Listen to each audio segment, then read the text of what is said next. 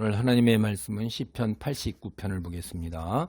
시편 89편은 시편이 5권으로 되어 있는데 그 3권의 마지막이에요. 그래서 73편으로부터 89편까지가 이제 3권의 마지막이죠. 시편을 제가 5권이라고 그랬잖아요. 그럼 책을 시작하면 먼저 서론이 있죠. 시편 1편은 이 시편의 5권의 전체적인 서론이에요.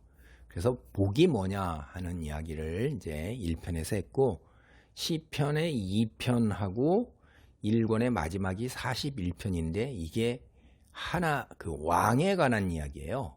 왕과 연관된 주제가. 그래서 왕족시다 이렇게 불리는데, 오늘 89편도 이게 왕족시다라는 그러는 면이 있어요. 다윗 왕권에 관한 이야기예요. 하나님께 질문을 하는 그런 그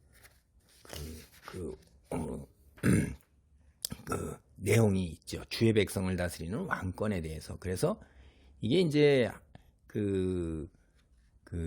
이 시편이 전체적으로 5편을 의도적으로 편집을 해가지고 하나님께서 우리에게 주시는 교훈을 의도적으로 이제 우리에게 전해주기 있고 통일성을 갖고 있죠. 그래서 각 권의 그 시작과 마무리가 모두 이제 2권을 마무리한 72편도 이제 왕족시고, 그래서 이것도 이제 3권을 마무리하는 것도 왕족시라서 왕권에 관해서 질문을 하는 걸로 이제 통일이 되어요.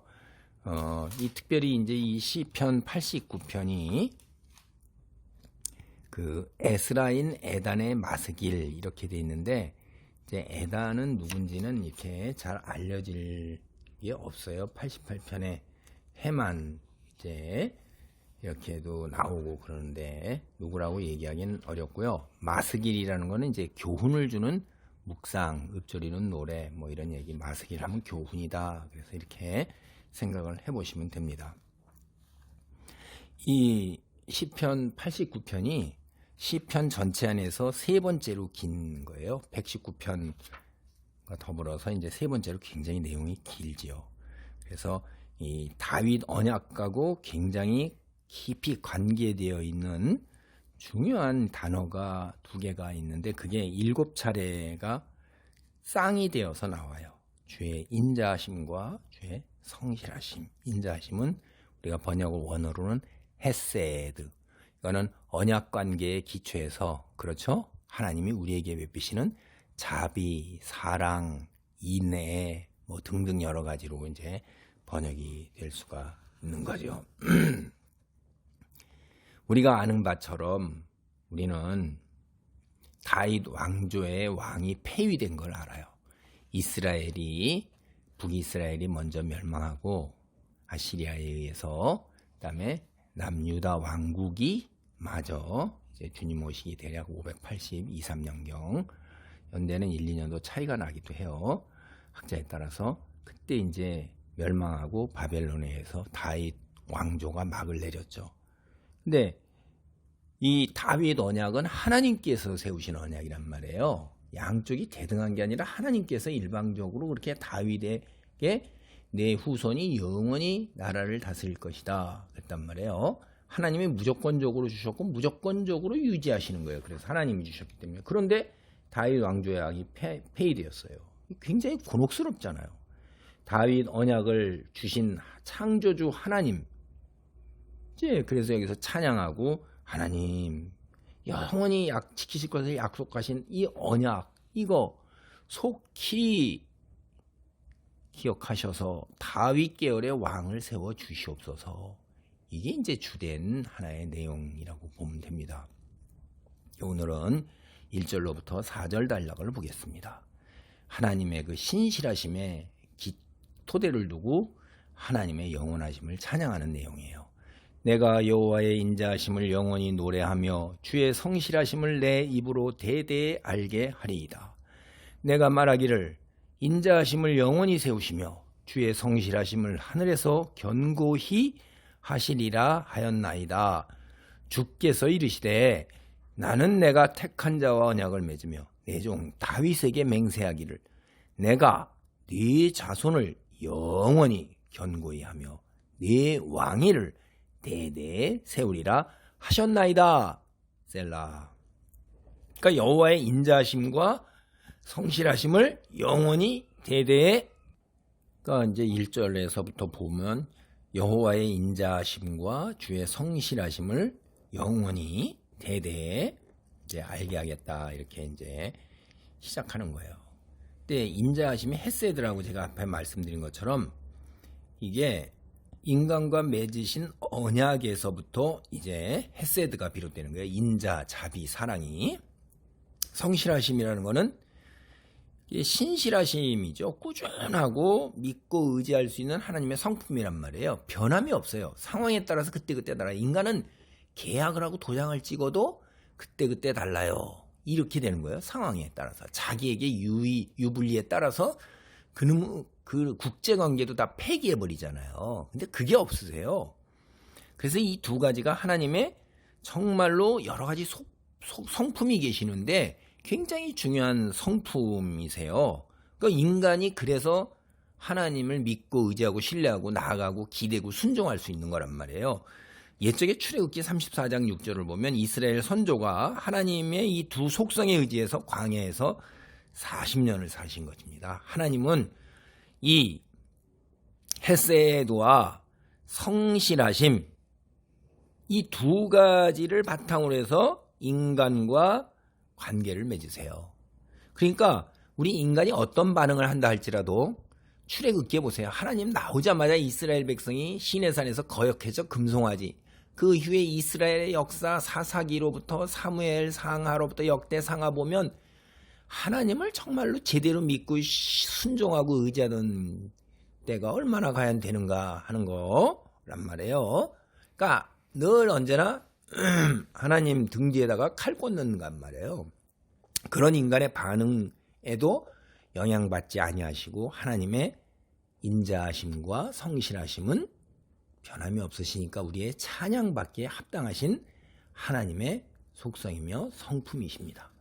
그래서 그 하나님과 맺으시고 성실하게 지키는 언약, 오늘 여기에 나오는 것 있잖아요. 2절, 3절에 나오는 거는 다윗 언약이에요. 다윗 언약. 본문의 내용은 구약에서요, 이렇게 개인의 이름이 나오는 경우 있잖아요. 이게 모세하고 다윗이 전부예요. 대단한 거죠, 하나님이. 그러니까 택한 자라는 것도 흔하게 사용되는 게 아니에요. 굉장히 이렇게 택한 자, 자기 종, 하나님의 종, 이렇게 할 때 모세와 다윗이 전부예요. 하나님이 다윗을 택하셨기 때문에 모세나 다윗, 그는 이 세상 누구보다도 하나님과 가까운 것입니다. 여러분, 종이라는 게 우리가 노예라고 생각을 하는데 그렇지 않습니다. 여기 성경에서 사역자들이 자기 자신을 굉장히 기쁘게 생각하면서, 그리고 살짝 교만함도 들어갈 수 있는데 하나님의 종 이렇게 하는 거 있잖아요. 그 종이 뭐라는 걸 알기 때문에 그러는 거예요. 창조주 하나님의 종 아무나 될 수가 없어요. 내가 종하겠습니다 한다고 해도 안 받아주세요. 매우 특별한 사람만이 누릴 수 있는 아주 특별한 신분이세요. 하나님은 아무나 자기 종으로 부르시지 않습니다. 성경에 보면 모세와 다윗이 전부예요. 그 애정에 대한 편인 것입니다. 하나님은 다윗을 나의 택한 자, 나의 종이라고 그런 거예요. 하나님의 택하심을 입은 자, 창조주요 통치자이세요. 얼마나 큰 특권을 누리겠어요? 굉장한 거죠. 다른 사람이 누리지 못하는 하나님과의 특별한 관계 속에서 엄청난 특권을 누리는데, 그 특별한 관계가 바로 주님의 종으로 하나님을 섬길 때 가능한 거예요. 그냥 올라서서 하나님과 대등 관계 이런 게 아니라 주의 종이 된다 할 때 하나님을 죽도록 섬겨야 되는 거예요. 근데 죽도록 섬기는 것 이면 뒤에 누가 서 계세요? 세상에서 가장 강하고 세상의 모든 것을 소유하신 하나님이 보호하고 도우신다 이 말이에요. 그게 엄청난 특권이죠. 모든 사람을 높이기도 하고 낮추기도 하고 부하게도 하고 귀하게도 하시고 거두어 가시기도 하시는 분이 뒤에서 떡 서 계신다 이 말이에요. 이게 뭐 더 얘기할 것도 없는 거예요. 그래서 하나님의 종은 죽도록 섬기지만 보호하고 도우시는 놀라운 특권이 있다는 게 서로를 갖다가 보완적으로 해석하고 우리가 이해하게 하는 거예요.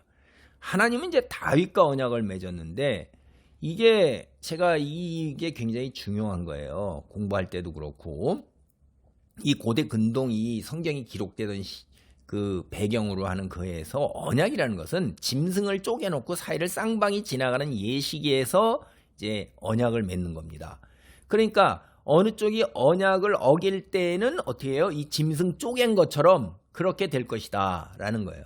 내가 목숨을 내놓고 이렇게 아주 그냥 조각조각 온 사지가 다 이렇게 날 것을 내가 보증한다는 거예요. 그걸 근거로 해서. 그런데 이게 그래서 언약을 쪼갠다 이제 이런 말도 할 수가 있는데 하나님이 홀로 언약을 쪼개신 거예요. 다윗 언약은. 다윗이 나도 그렇게 하나님께 순종하고 이렇게 한다는 자기 언약을 쪼개질 않았어요. 하나님이 홀로 베푸신 헤세드예요. 그리고 그거를 신실하고 일관되게 성실하시게 변함없이 지켜가신다는 약속이에요. 그런데 참 이게 어떻게 됐어요? 다윗 언약 간단하죠. 4절을 보면 다윗의 후손들을 영원토록 견고하게 하시고 다윗 왕조를 대대에 세우실 것을 약속하셨는데 다윗 언약이 다윗의 후손에 관한 일이고 온 이스라엘 백성과 연관된 일이에요. 그래서 다윗 언약에 따라 영원히 다윗의 후손들에 의해 다스림을 받을 이스라엘 나라가 영원해야 되는데 망해서 없어졌어요. 다윗 왕이 폐위되었어요. 이게 뭡니까? 이게 도대체 어떤 일이 벌어진 거예요? 근데 우리는 그러니까 세상에 이것만을 생각했고 짧은 순간만을 생각하는데 세상은 이 세상이 전부가 아닌 원래 우리는 창조된 세상이고 또 다른 하나님이 계시는 하늘나라가 있단 말이에요. 그 인류의 구원자를 염두에 둔 다윗 언약이에요. 그러니까 다윗의 육신의 혈통으로 예수 그리스도가 오셔서 그분이 온천하 하늘나라와 하나님께서 세우신 이 온천하 우주 이 나라 이 세상도 영원히 통치자로 세우시겠다는 약속이라는 것을 우리 신약시대에 와서는 꿰뚫어보고 다 교회에 나가는 사람이면 압니다. 다윗 언약이 예수 그리스도에 의해서 성취되어 가고 있는 과정이라는 것을 초림에서 오셔서 이미 하나님의 나라가 이 땅에 침투해 들어왔고 이제 과정 중에서 완성되어 가는 과정 중에 우리가 치열한 영적 싸움을 하고 있는 걸 우리는 알아요. 그래서 하나님 세우다 견고히 하다 하나님의 성실하심으로 다윗과 맺은 언약을 영원히 지속하실 것을 우리에게 확인하고 있는 것입니다. 세우다 이런 말, 이 원어가 다윗 언약이 모습을 드러낼 때 사무엘하 7장에 나오거든요. 하나님께서 다윗의 집을 세우겠다. 그때 사용하신 단어가 다시 여기서 처음으로 드러납니다. 다윗 언약이 유지되는 것은 그의 다윗의 후손들이 어떻게 했느냐, 이스라엘 백성이 어떻게 했느냐와 상관없이 물론 그들이 순종하고 더 철저하게 하나님 빛의 자녀로 섰으면 얼마나 좋았겠어요. 그러하지 않다 할지라도 하나님께서 전능하심으로 이루어 가시는 거예요. 하나님이 이 언약에 임하신 자세가 성실하심으로 이루어 가시는 것입니다. 그걸 오늘 우리는 두 눈으로 성경을 통하여 확인했고 보았고 오늘날 우리 주변에 2000년 지난 이후에 12사도에 의해 시작된 하나님의 말씀 교회가 하나님의 나라가 온 천하에 온 세상에 얼마나 넓게 확산되어 2000년 동안 얼마나 많은 하나님의 백성들이 교회 안으로 들어왔는가를 확인하는 가운데에서 실현되어가는 과정 하나님의 놀라운 일하심을 봅니다. 할렐루야. 하나님 감사합니다. 하나님의 신실하심은 영원함을 찬양하는 아버지 그 다윗 언약을 통하여 우리가 오늘 구원에 이르게 되었고 나 또한 구원에 이르게 되었고 내가 성경을 알고 믿고 주님의 택한 자로 우뚝 이 땅에 빛의 자녀로 설 수 있는 토대를 마련하게 됨을 감사드립니다. 구원의 반열에 벗어나지 아니하고 세상의 넓은 길, 세상 풍조, 자기 사랑, 탐욕 따르지 아니하고 하나님의 말씀 안에 순종하는 거룩한 삶, 하나님의 자녀다운 삶 살 수 있도록 붙들어 주시고 도와주옵소서. 예수님의 이름으로 기도하옵나이다. 아멘.